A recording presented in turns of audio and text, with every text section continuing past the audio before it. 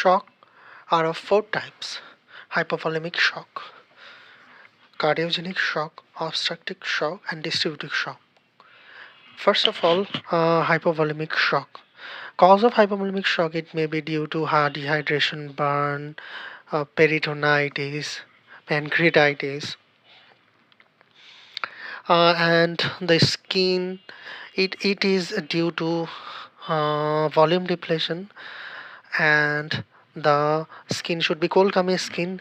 And in here, central venous pressure in hypovolemic shock, central venous pressure is decreased, pulmonary capillary wedge pressure is decreased, uh, cardiac output is decreased, and systemic vascular resistance will be increased.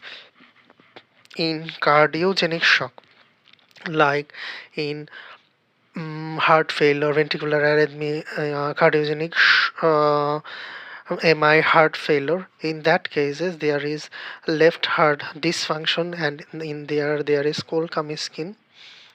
And in cardiogenic shock, central venous pressure will be increased, pulmonary capillary wedge pressure will be increased, cardiac output will be decreased, and systemic vascular resistance will be increased.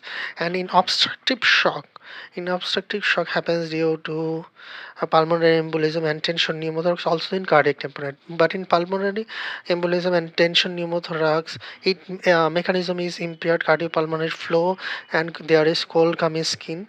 And in here pulmonary embolism, there is in increase central venous pressure, decrease pulmonary capillary wedge pressure, there is a decreased cardiac output, and there is increased systemic vascular resistance.